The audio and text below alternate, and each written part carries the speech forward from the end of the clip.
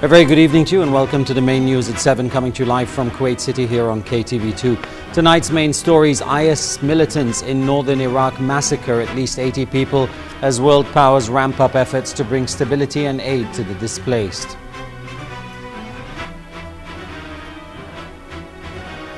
Israeli and Palestinian negotiators resume indirect talks on reaching a more permanent ceasefire. Large anti-government protests gather in Islamabad in Pakistan in an attempt to force the Prime Minister to quit. And a controversial humanitarian aid convoy from Russia is still stalled at the Ukrainian-Russian border. A joint military operation between the United States and Iraq has begun with the aim of retaking control of the country's largest hydroelectric dam near Mosul. Today, the German Foreign Minister, Frank-Walter Steinmeier, arrived in Baghdad, where he met with his acting Iraqi counterpart, Hussein al-Shashritani, to discuss the situation. Our reporter, Dina Nasser, has more. Commenting on the situation in Iraq after his arrival, German Foreign Minister Frank-Walter Steinmeier said there was now a great hope that new Iraqi Prime Minister Haider al-Abadi, a veteran lawmaker, would be able to represent the different regions in one government. Steinmeier also emphasized the need for humanitarian aid. The German Foreign Minister will later meet with Kurdish leaders to discuss what support is most needed. The plight this month of thousands of Yazidis, a minority who fled from advancing militants and were trapped on a mountain range, was key to pushing Europe towards taking action. Yazidis who fled from militant forces are travelling back to the Sinjar Mountains in Iraq to find relatives they were forced to leave behind. Germany, along with France, Britain and Italy, stepped up humanitarian aid and is delivering tons of aid to the refugees in Iraq, including food, drinking water and medical supplies worth €24 million. The European Union forged a unified response yesterday to the rapid advance of militants and the resulting refugee crisis.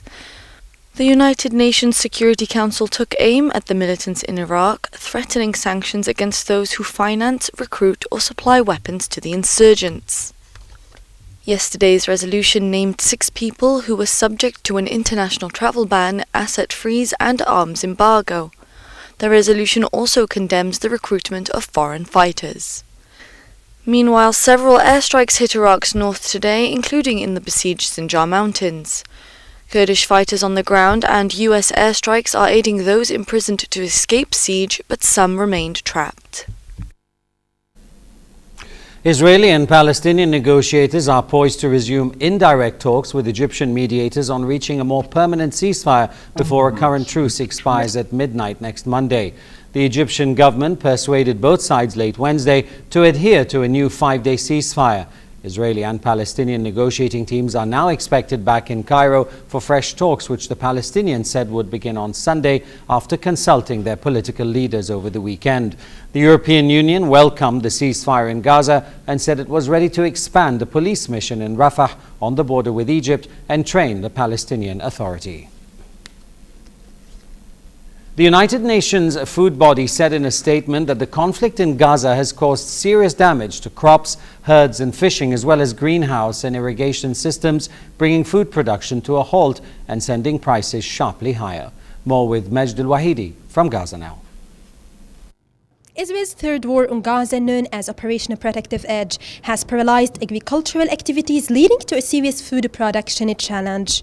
The UN's Food and Agricultural Organization, FAO, said that a substantial direct damage was caused to 1,700 hectares of croplands, as well as much of its agricultural infrastructure, including greenhouses, irrigation system, and animal farms. The Israeli attack against Gaza create negative consequences for various sectors, especially agriculture sectors, because they are targeting it in a specific and there is a lot of damages in the land, in the soil, and it's need a lot of time in order to rebuild this damage in animal sector and in the plant and crop sector at the same time.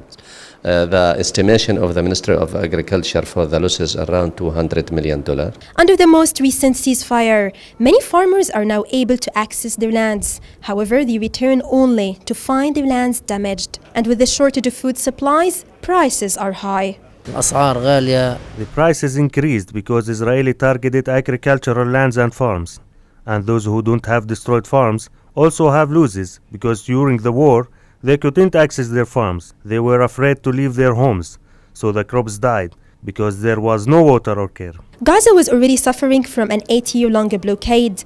With the current war and its severe fallouts, a large section of population is now reliant on food aid. For Palestinian farmers, the land is not only a symbol of resistance and patience, but also a source of income. However, the war has transformed all these fertile lands into barren wastelands, rendering thousands of Palestinians jobless. But the suffering is not limited to farmers. Fishermen are also caught in the middle of conflict.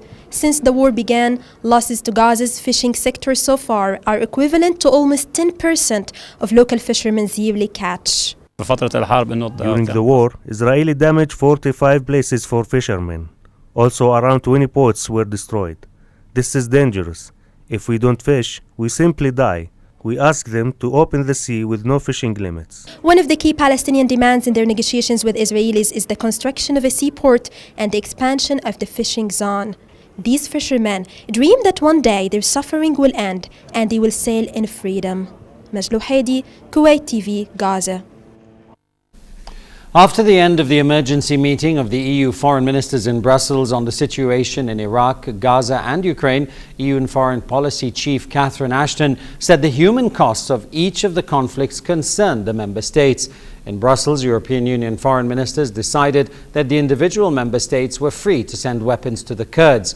Ashton also said that she had asked the EU foreign ministers for a mandate to keep on her work in Gaza, especially talks with the Palestinian authorities, particularly being able to ensure support gets into Gaza.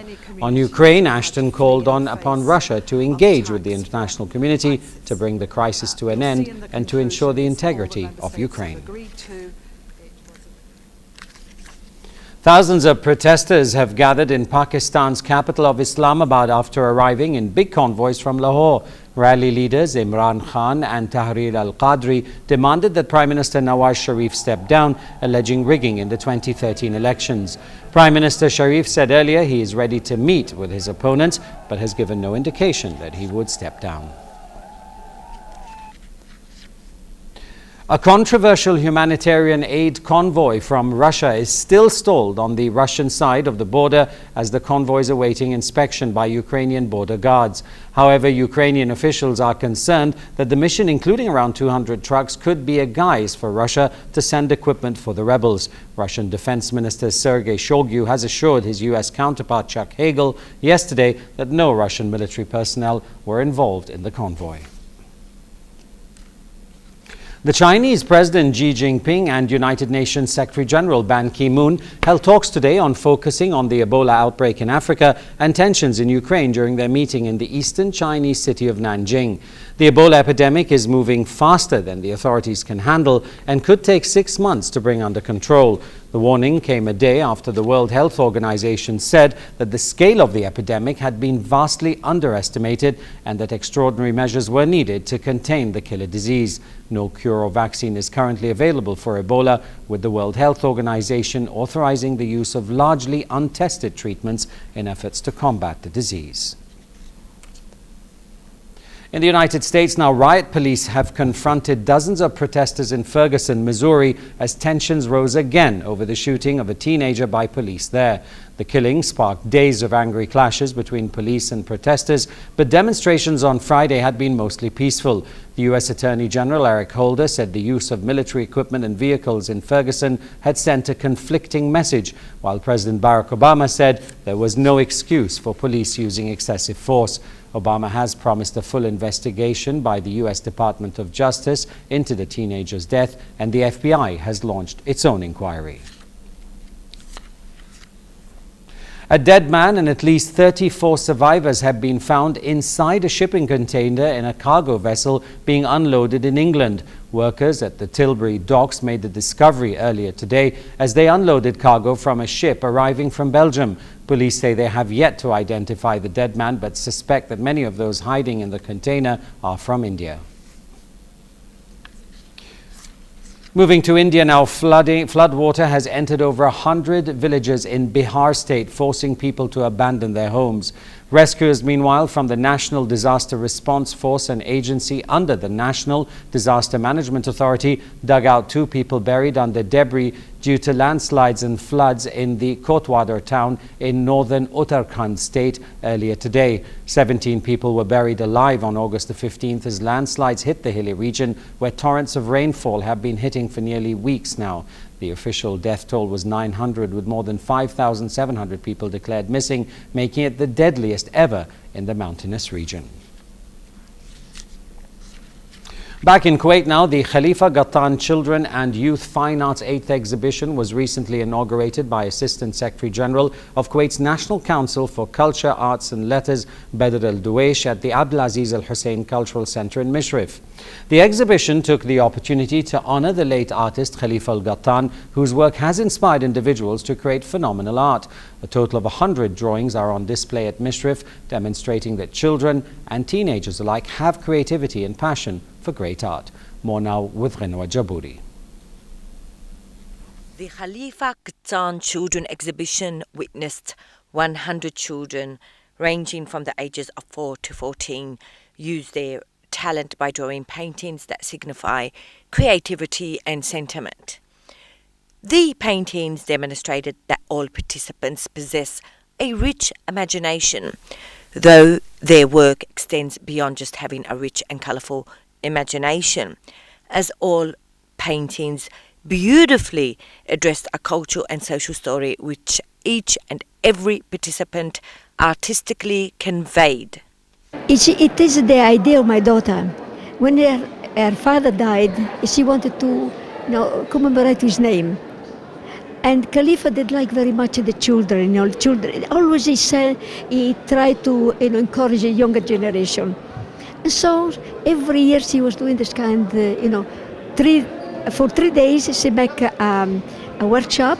She gave children a present, and after we choose from 4-year-old to 14-year-old the best work. This is a good experience for us to have an opening for the exhibition for kids. This exhibition become as a product of what's happened during the workshop which we did for around 3 days. A lot of kids participate in this workshop, and we got this exhibition, which is one of our goals in the National Council, to encourage our kids to participate their own hobbies and to discover their own products through the fine arts. We are proud of this experience, and we would like to continue on that, and we are happy to connect this exhibition with the name of Khalifa Al-Gattan as one of the most important Kuwaiti artists. Some of the creative works on display, for example, hold intriguing titles that the participants thought of, such as A Beautiful Family, The Girl in the Garden, King of the Forest, Friendship, Family House, Earthquake Pain, The Flower of Life, Secrets of a Woman, Tinkerbell, Proud to be Kuwaiti, Dove of Peace, Amazing Kuwait, The Horseman Who Will Save the Princess, Healthy Mind in a Healthy Body, and Old Indian Theatre. What we're doing here actually is to honor him because he passed away in 2003 and we didn't want his memory just to go by without, being noticed. So what I did is I decided to make an exhibition for the children because he loved kids, and he opened several exhibitions for children. So what we did is we did a workshop to collect children's artwork, and then we did an exhibition for them. And year after year, we started to have more children that came in. So we had to limit the amount of winning artwork to 100 because we're against competition. We don't like first and second and third. So we, out of the 200 or 300 or 400 or 600, one time in the Avenue had 600 kids, we can only choose 100. We have a panel of artists, and they are the judges who will choose the best out of each age category, from the best of the 4-year-old, the best of the etc. That's my daddy, that's my mommy, that's my sister, that's me, that's my sister, that's my brother. The participants have been working on the paintings since February 2014, inspired by a team of creative leaders who understand and appreciate art. As part of the 16th Children's Cultural Festival, the beautiful paintings of 100 young artists are on display that all depict a wonderful, rich story. From Abdulaziz Hussein Cultural Centre, Mishref, I'm Gemra Jaburi reporting to you for the English News. And for a chance to see our reports again, please visit our YouTube channel at MOI Kuwait News. That's about all from the newsroom for now. Thanks for tuning in. I'm Adib Shaiba. Good night. IS militants in northern Iraq massacre at least 80 people as world powers ramp up efforts to bring stability and aid to the displaced. Israeli and Palestinian negotiators resume indirect talks on reaching a more permanent ceasefire. Large anti-government protests gather in Islamabad in Pakistan in an attempt to force the Prime Minister to quit.